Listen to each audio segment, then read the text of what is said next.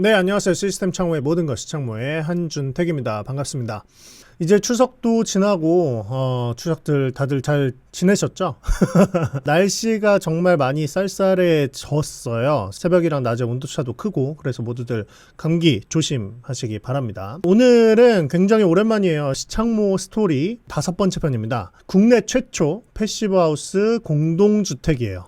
우리나라에서 처음으로 공동주택을 패시브하우스로 지은 프로젝트에 저희가 창문 부분에서 참여를 했었습니다. 이게 무려 2015년이에요. 지금으로부터 약 7년 전입니다. 먼저 패시브하우스에 대해서 잘 모르시는 분이 계실 텐데, 패시브하우스는 독일에서 시작된 건축을 바라보는 관점입니다. 여름에는 외부의 뜨거운 태양열이 실내로 들어오지 않게 해서 쾌적한 환경을 만드는 것이고, 겨울철 기준으로는 인체 발열도 있고 기계 발열도 있잖아요. 그래서 실내 거주자들이 자연적으로 내는 발열들을 가지고 최대한 가둬서 이 실내 열이 바깥으로 뺏기지 않게 막아줌으로써 이 쾌적한 환경을 만드는 그런 건축 방식입니다. 이 패시브하우스가 지금은 꽤 많이 알려져 있어요. 패시브 건축협회도 있고. 어쨌든 이 패시브 건축을 해서 패시브 건축협회 인증을 받으면 패시브 건축으로 지어졌다라고 이렇게 인증을 받는 것이고, 거기에서 굉장히 많은 에너지를 줄일 수가 있어요.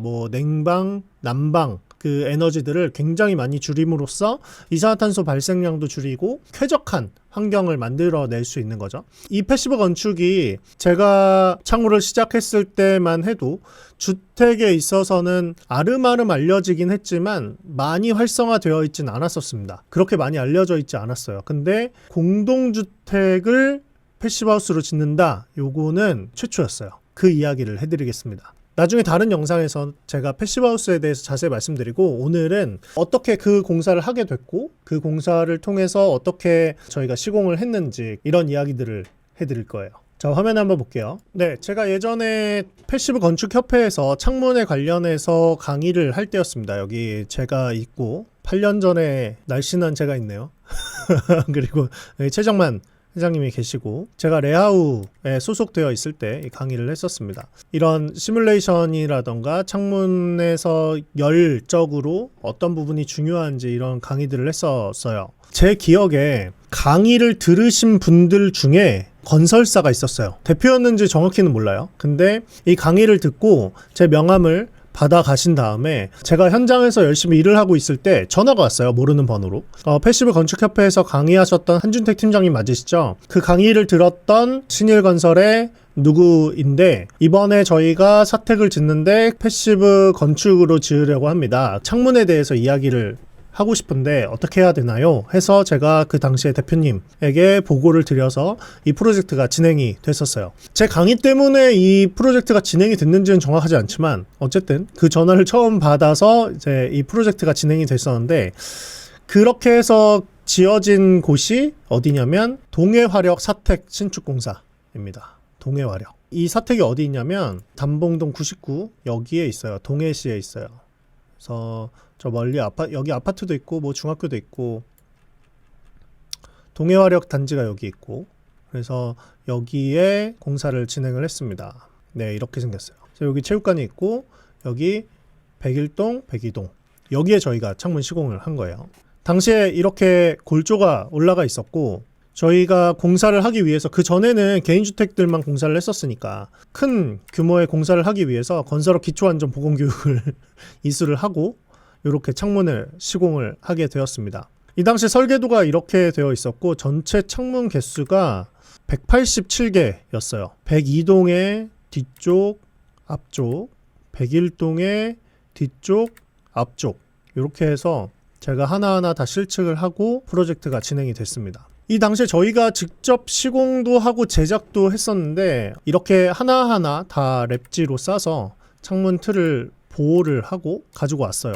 187개 창문이 와야 되니까 얼마나 많이 저희는 거의 대부분 아파트 한 세대라던가 주택이라던가 이렇게 시공을 하다가 이렇게 187개 두 개 동을 같이 시공을 하게 된 굉장히 큰 프로젝트였거든요. 그래서 거의 여기서 시공하면서 2달 정도 있었던 것 같아요. 전체 기간을 따져보면 2달 내내 동해에서 이렇게 고생을 했었던 시간이었고, 프레임 시공을 이렇게 다 하고, 제가 사진이 다 남아있지 않아서 여기에 스카이를 대서 하나하나 다 올리고 이랬던 사진들이 없어서 좀 아쉽긴 한데, 이렇게 하나하나 내외부 테이핑을 다 하면서 저희가 시공을 꼼꼼하게 했습니다. 여기 프라이머 자국이 있는 거고, 거기에 이렇게 테이핑을 하나하나 다 했습니다. 여기가 끝에가 만나는 부분이기 때문에 꼭지점마다 다 이렇게 테이핑 보강을 하고 이렇게 시공을 했습니다. 그리고 유리가 프레임이 껴지고 그 다음에 유리가 껴지기 전에 여기에 자재들이 굉장히 많이 들어갔다 나왔다 해야 되기 때문에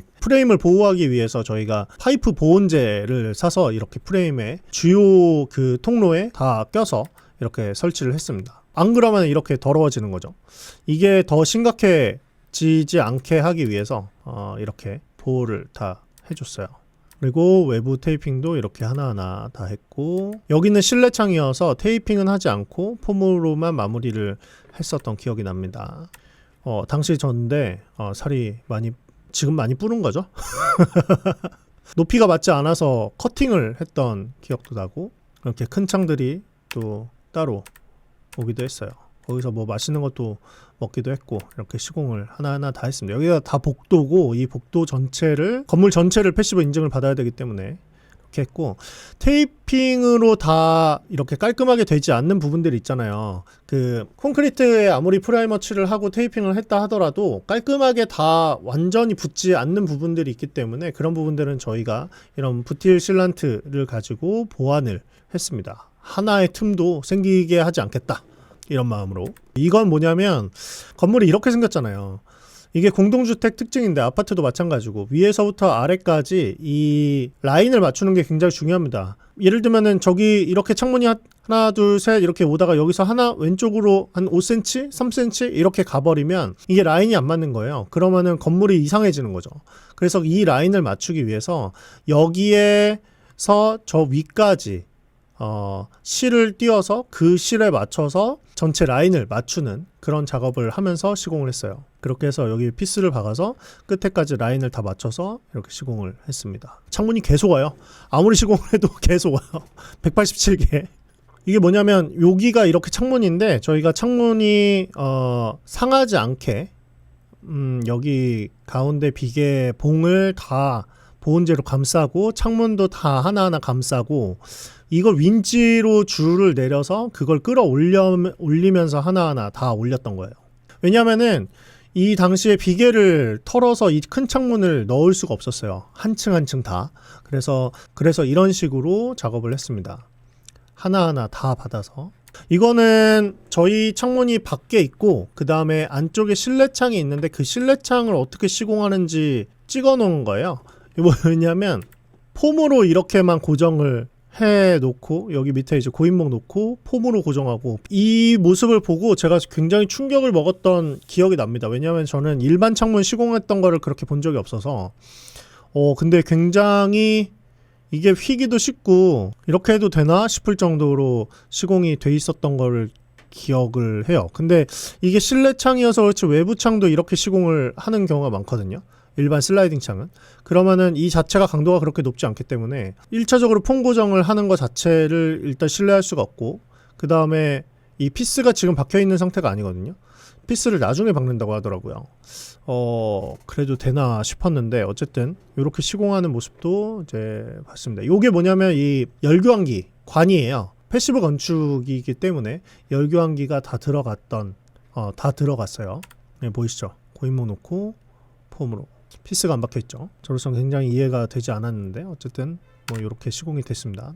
그렇게 해서 프레임을 다 꼈고, 여기 위에 보면은 요렇게 철판이 있는 게 있고 여기 철판이 없죠. 여기 위에 이게 철판이 시공된 곳이랑 안 된 곳인데, 이게 철판이 뭐냐면 외부 블라인드가 들어가는 자리예요. 돈을 정말 어마어마하게 쓴 집입니다. 외부 블라인드, 외부 셔터죠. 외부 셔터가 있는 곳이고, 여름에 밖에서 들어오는 뜨거운 햇빛은 물리적으로 막아줘야 되기 때문에 유리 가지고 어떻게 할 수가 없어요. 그래서 이 외부 셔터를 설치한 모습입니다. 이게 커버고요. 네, 요렇게 생겼어요. 이 커버 안쪽으로 이제 단열재랑 이런 것들이 들어가고, 그 셔터가 감겨 있는 곳입니다. 설계 단계에서부터 이미 이 셔터가 들어가 있었던 것 같긴 해요. 여기는 어디냐면 엘리베이터 위에요. 저희 그 직원분들인데 지상 6층 엘리베이터 위에 올라가서 이렇게 시공을 하는 모습입니다. 이게 밑에 보면 이렇게 돼 있어요. 어마어마하죠. 그래서 저희가 여기 그 단열재 하나하나를 다 파서 빗물바지를 설치했던 기억이 납니다. 여기 집 전체에 빗물바지가 들어가 있어요. 이렇게. 저희가 설치하지 않은 창도 이렇게 빗물바지를 저희가 다 설치를 했었습니다. 빗물바지가 길이가 다 달라서 275짜리, 285짜리, 350짜리 이렇게 나눠져서 빗물바지가 설치됐었어요. 왜냐하면 외장 두께가 다르기 때문에 빗물바지 폭이 달라져야 됐었습니다. 이렇게 열심히 시공을 했어요. 그렇게 열심히 시공한 이 동해화력 사택이 검색을 해보면 이렇게 건축상을 받았습니다. 동해화력 사택 및 체육관 해서 건축상 2016년에 한국건축문화대상 중공건축물 부문 우수상, 그리고 대한민국 녹색 건축대전의 우수상, 이런 식으로 건축상을 받아서 굉장히 제가 뿌듯했고, 공동주택으로서는 국내 최초 패시브하우스 인증을 받았다 라고 되어 있어요.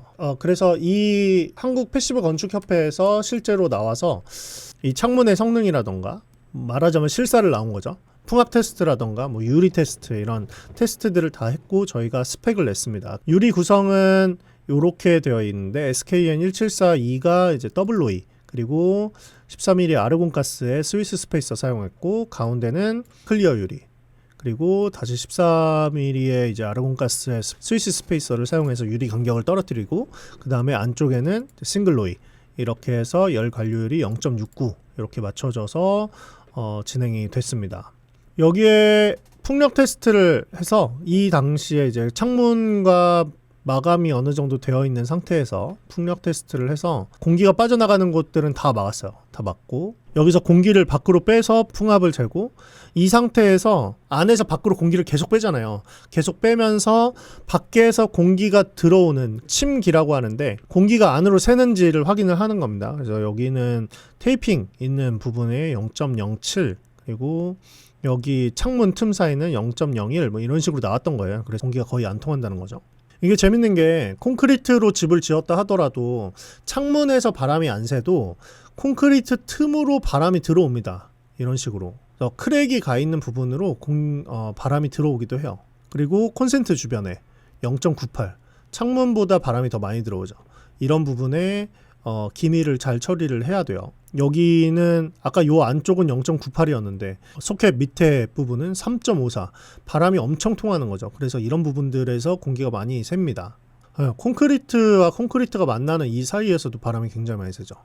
이런데 2.38, 어마어마하게 새는 거죠. 창문 주변은 0.18, 거의 안 샌다고 볼 수 있죠.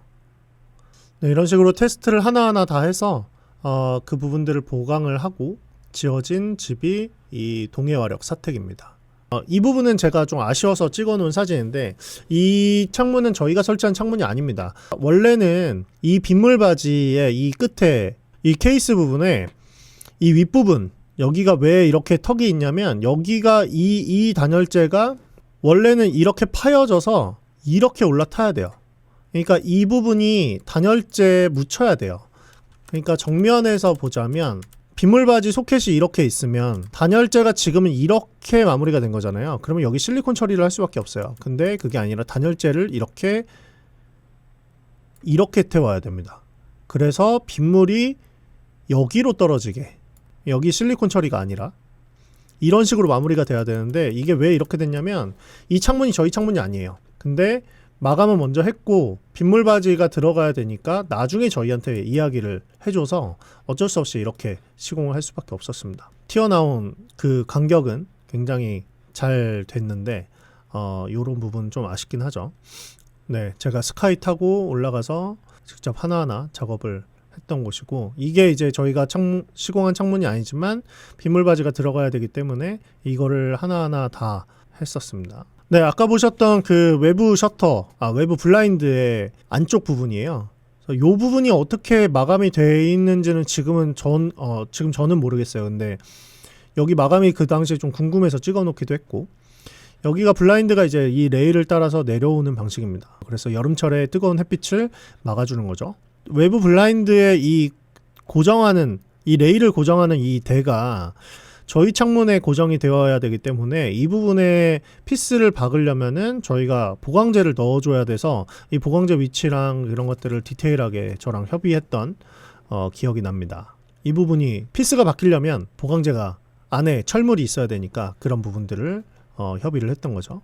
이렇게 해서 우리나라 최초의 패시브 하우스로 지어진 공동주택 시공 사례를 봤습니다. 이게 당시 저희에게는 굉장히 큰 프로젝트였고, 프로젝트를 통해서 저희가 배우게 된 것이 정말 많아서 거기에서 습득된 시공 노하우들을 지금도 활용을 하고 있는 거예요. 당시에 시공사 자체가 시스템 창호도 처음이었고, 테이핑하는 방식도 처음이었고, 폼을 쏘거나 폼을 쏠 때 물을 뿌린다거나 피스 방식으로 시공을 한다거나, 그리고 TS 이런 열리는 방식 자체도 처음이었고, 골조 위에 올라가서 이 단열재랑 어떻게 맞물려야 되는지, 그리고 빗물바지 개념도 처음이었고, 시공사도 시스템 창호가 처음이었고, 저희도 이런 큰 프로젝트가 처음이었기 때문에 여기에서 저희가 신일 그 건설사 이 과장님을 제가 굉장히 많이 괴롭히면서 저도 배우고 그 과장님도 많이 업그레이드가 된, 새로운 사실들을 알게 된 그런 사례였습니다. 사실 아직도 우리나라의 건설사들이 시스템 창호를 잘 몰라요. 왜냐하면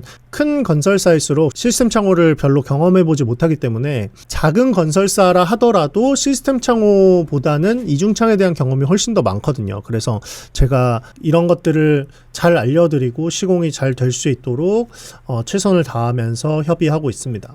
오늘 시창모 스토리 5번째, 국내 최초 패시브하우스 공동주택 시공 사례를 말씀드렸습니다. 사실 시스템 창호 업계에서 저희가 만들어 놓은 관례들이 굉장히 많아요. 그런 부분들도 하나하나 그 사진과 함께 여러분들에게 설명드리도록 하겠습니다. 어쨌든 이런 여러 가지 제작 노하우라던가 시공 노하우를 다양하게 가지고 있는 저희 시창모를 많이 믿어주시고 또 연락 주시면 저희가 정말 건축주를 위한 집이 완성될 수 있게 최선을 다하겠습니다. 네, 저는 또 다음 영상에서 시창모의 스토리와 시공 노하우, 그리고 설계 노하우들, 정말 좋은 정보들을 가지고 찾아뵙도록 하겠습니다. 지금까지 시창모의 한준택이었습니다.